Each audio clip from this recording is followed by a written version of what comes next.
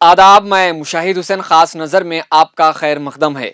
वज़ीर आज़म नरेंद्र मोदी ने बीजेपी लीडरों और वर्करों को नसीहत की कि अब मुसलमानों के खिलाफ बोलना बंद करे, इन्हें भी तरक्की के मौके फराहम करे। अगर मुसलमान हमें वोट नहीं देते तब भी इनका ख्याल रखना हमारी जिम्मेदारी है। ये बात नरेंद्र मोदी ने दिल्ली में बीजेपी एग्जीक्यूटिव मीटिंग में की है।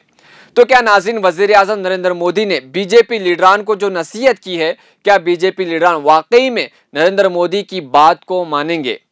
क्योंकि सबसे ज्यादा किसी पार्टी के लीडरों ने मुसलमानों के खिलाफ बयानबाजी की है तो बीजेपी के लीडर्स और मेंबर्स हैं। और गुज़िश्ता चंद सालों से मुसलमानों ने जो कुछ सहा है वो किसी से छुपा नहीं है।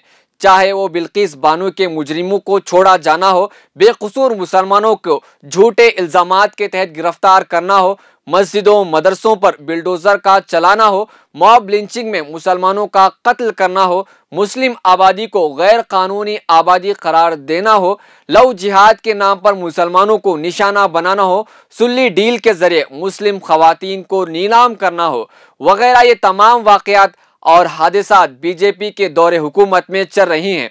लेकिन इस पर नरेंद्र मोदी हमेशा खामोश रहते हैं। आखिर क्यों अब सिर्फ मुसलमानों के खिलाफ बोलने से बीजेपी लीडरान को रोका जा रहा है? नरेंद्र मोदी के बयान पर अपोजिशन का कहना है कि यह सब मुस्लिम वोट के लिए ही कहा गया है, क्योंकि बीजेपी जरा मुसलमानों को करीब करना चाहती है।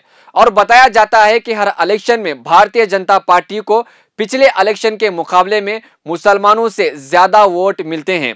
इसीलिए इन्होंने अपनी पार्टी के कायदीन को मुसलमानों के बारे में गलत बयानात देने से मना किया है। 2009 से अब तक होने वाले इंतखाबात में भारतीय जनता पार्टी को मिलने वाले मुस्लिम वोटों की तादाद में मुसलसल इजाफा हो रहा है।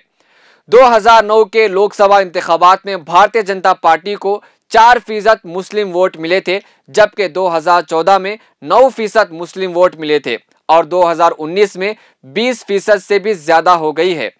यही वजह है कि भारतीय जनता पार्टी अब मुस्लिम कम्युनिटी के हवाले से अपना एक इमेज बेहतर करना चाहती है और 20% से ज्यादा मुस्लिम वोट हासिल करना चाहती है, क्योंकि बीजेपी के लिए 2024 का इलेक्शन बहुत अहम है और साथ ही कांग्रेस के लिए भी, क्योंकि कांग्रेस भारत जोड़ो यात्रा से मुल्क को जोड़ने की बात कर रही है और इसका इम्पैक्ट जमीनी सतह पर भी देखने में आ रहा है, जिससे आगे चलकर बीजेपी को हारने का डर महसूस हो रहा है।